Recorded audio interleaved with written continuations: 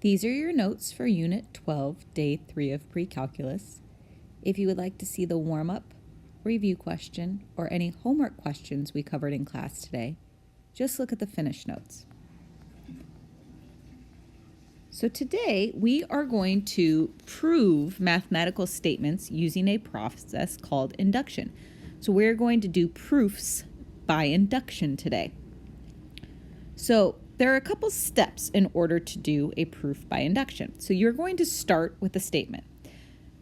So our statement, for example, could be 1 plus 3 plus 5 plus, if you continue this sequence, the explicit formula would be 2n minus 1. So if you added up all of those terms, you would get n squared. So if we did 1 plus 3 plus 5 plus 7, you ended up with 4 terms. And so that should equal 4 squared. So 1 plus 3 plus 5 plus 7 should equal 16. And it does. We want to prove that this would work for any value of n that we choose, from 1 to infinity. So there's 3 steps that we do in order to do a proof by induction. The first step is that we want to show that the statement is true if we plug in 1 for n.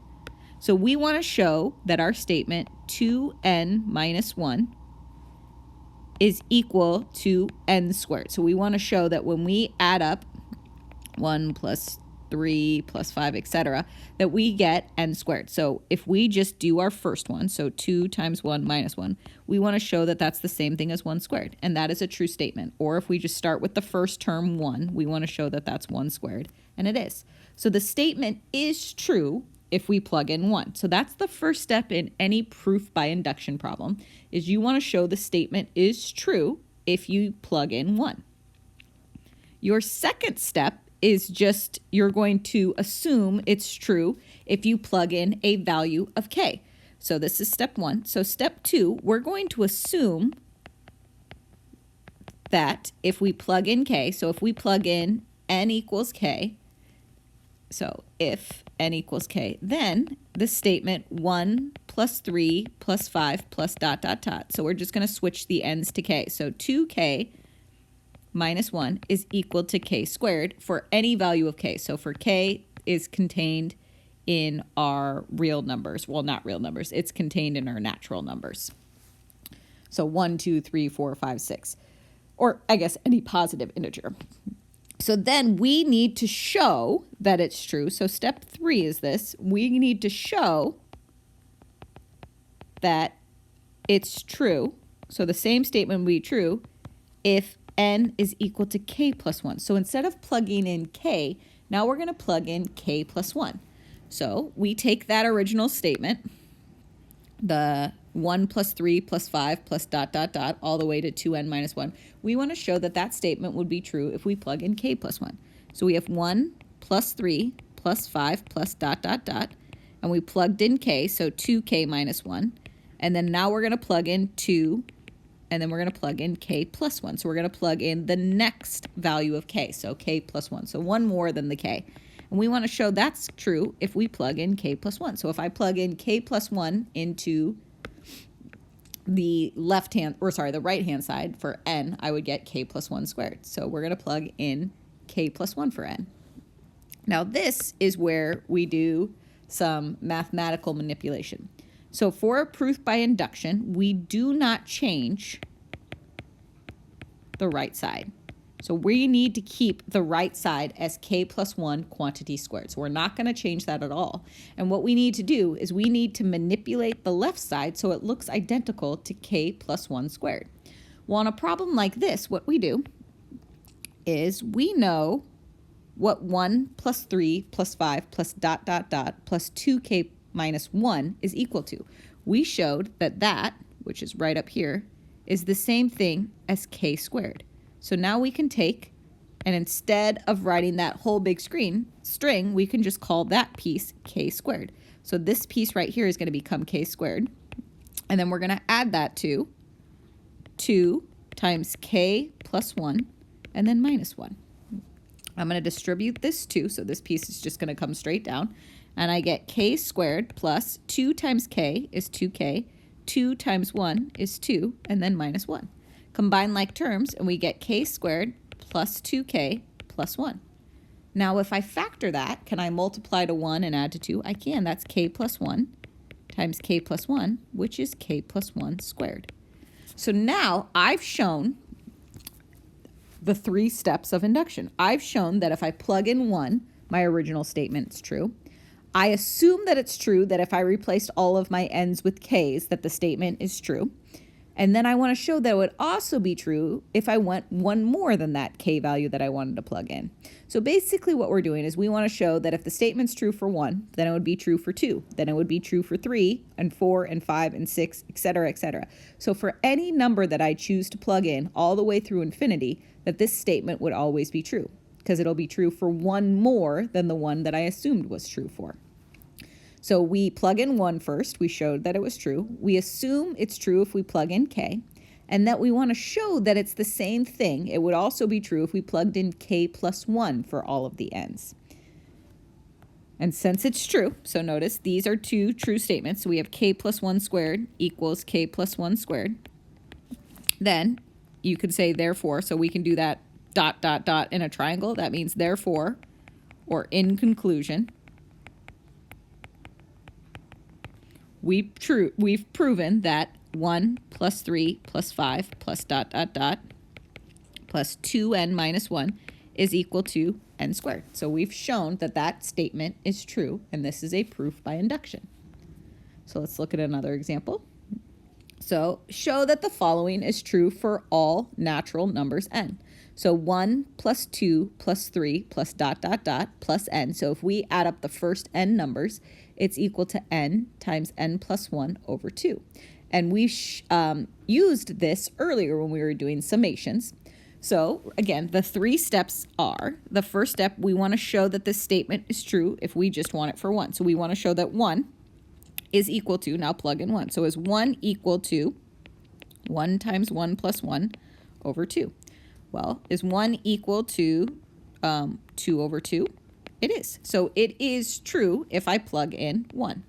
Then step 2, we're going to assume that it's true if n is equal to k. So we want to assume the statement 1 plus 2 plus 3 plus ...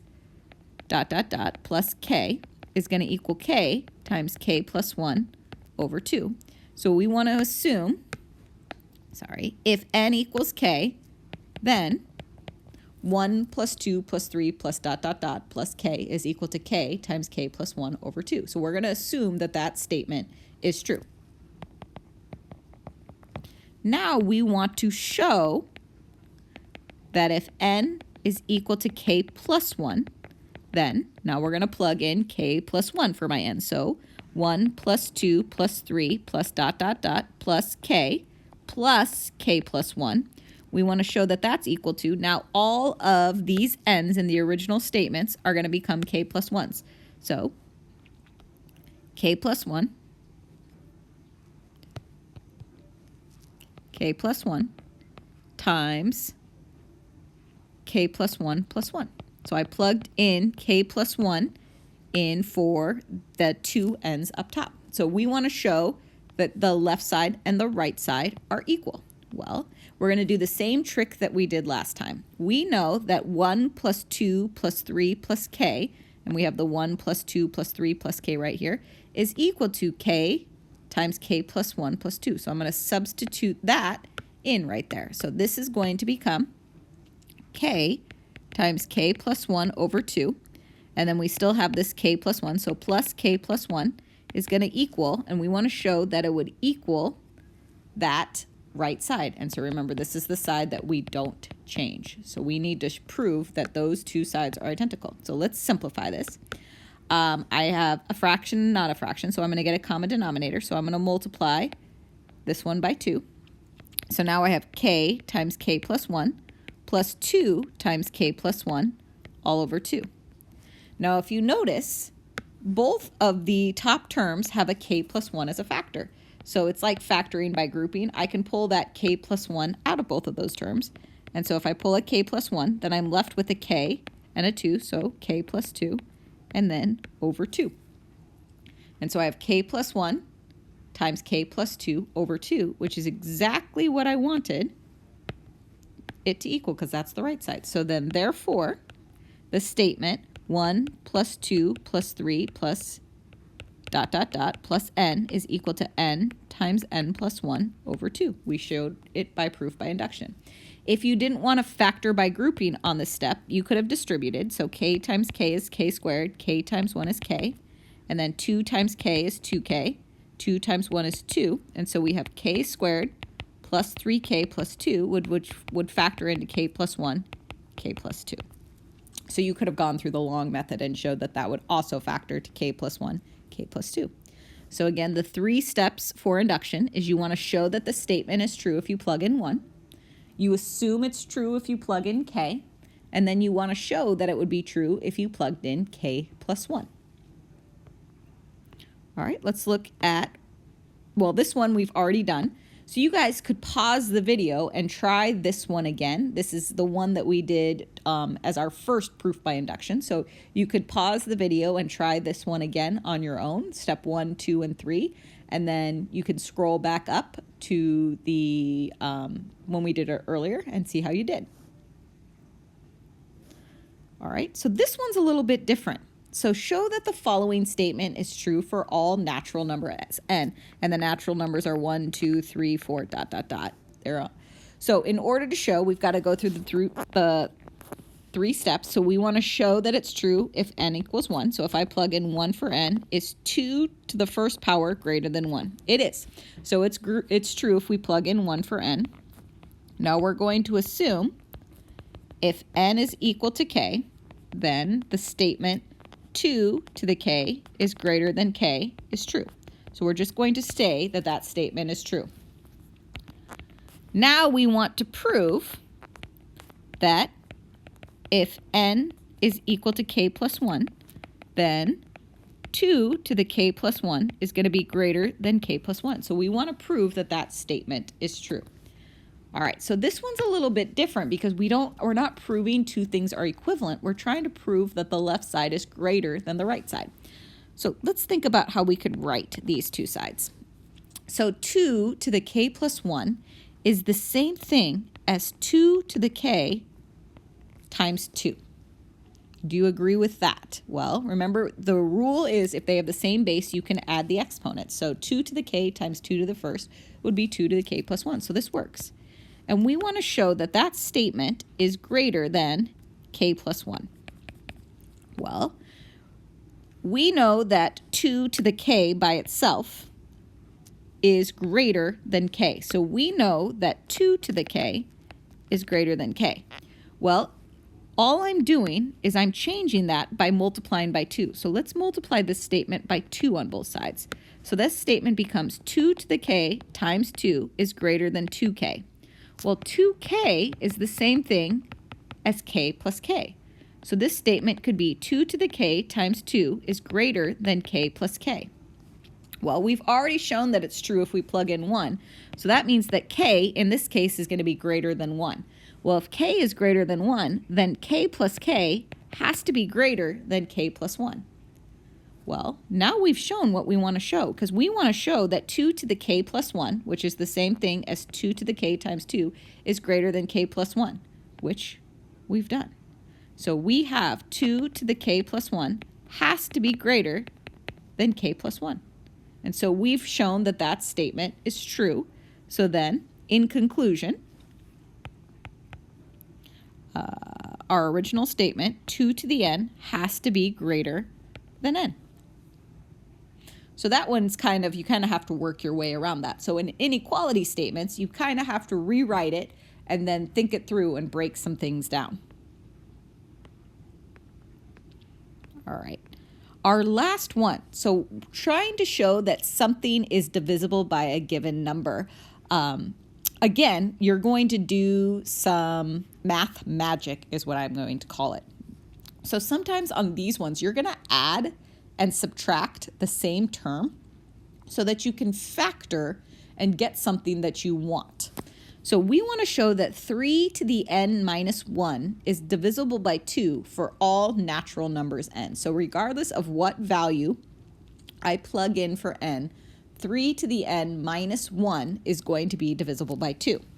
So let's go through the steps. So if n is equal to 1, let's prove that it's true. So 3 to the first minus 1, is that divisible by 2? Well, 3 to the first minus 1 is 2, and 2 is divisible by 2, so we're good to go. Now, something to keep in mind. If a number is divisible by 2, so if a number is divisible by 2, then we can write that number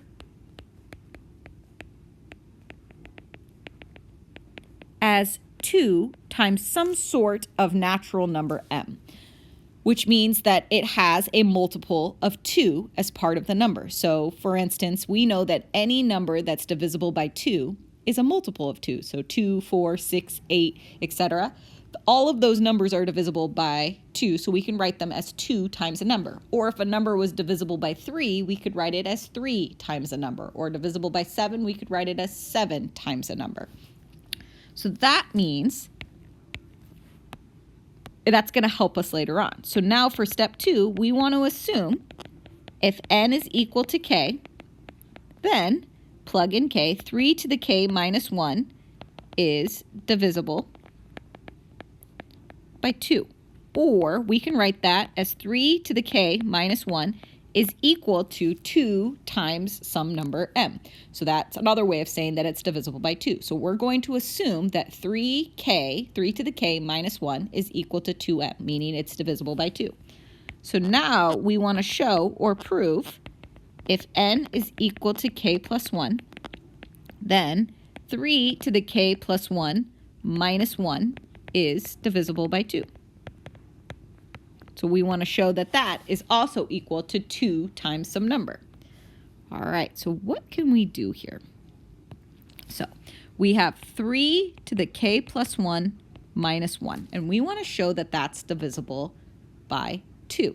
Well, we do have this original statement. So remember, we know that 3 to just k by itself minus 1 is equal to 2m. So we know that that piece is divisible by 2m. So I need a 3 to the k. Right now, I don't have a 3 to the k. So this is one of those math tricks that we can do. To get a 3 to the k, we can add and subtract a 3 to the k and not change the problem. So I have 3 to the k plus 1. I can subtract a 3 to the k, and I can add a 3 to the k, and I have not changed the number. So all I did was I took a negative 3 to the k and a positive 3 to the k and just stuck it in the middle of this problem. Now notice what I can do. I can factor by grouping, kind of. So I'm going to group those two and group those two. What can I factor out of a 3 to the k plus 1 and a 3 to the k? Well, they both have a 3 to the k. So I'm going to pull that out. And then on the inside, I would have a 3 minus 1. Let's prove that. So if I redistributed, 3 to the k times 3 to the first is 3 to the k plus 1. 3 to the k minus 1 is 3 to the k. So that works. And then we still have a 3 to the k minus 1 right here. I'm not going to change that. Now let's simplify that. 3 minus 1 is 2. So now I have a 3 to the k times 2 plus a 3 to the k minus 1. But what do we remember about a 3 to the k minus 1? Well, right up here, we said a 3 to the k minus 1 is divisible by 2. So we know that this piece right here is divisible by 2, or I can write it as 2m. And then this piece right here also is a multiple of 2 because I'm multiplying it by 2. So now notice both of these pieces are being multiplied by 2, or I could factor out a 2. So I have 2 times 3 to the k plus m. Since this term is a multiple of 2, it means it's divisible by 2. So that means that this is divisible by 2. So it is divisible by 2. Which means, in conclusion, since I could pull out a factor of 2 by manipulating the equation, that means that that expression is divisible by 2. So that means that 3 to the n minus 1 is divisible by 2. So if I wanted to show something was divisible by 3, I'd have to be able to factor out a 3 from the end result. If I wanted to show it was divisible by 8, I'd have to factor out an 8 from the end result. And so those are just some examples of proofs by induction. So your homework is from 12.4. Let me know if you have any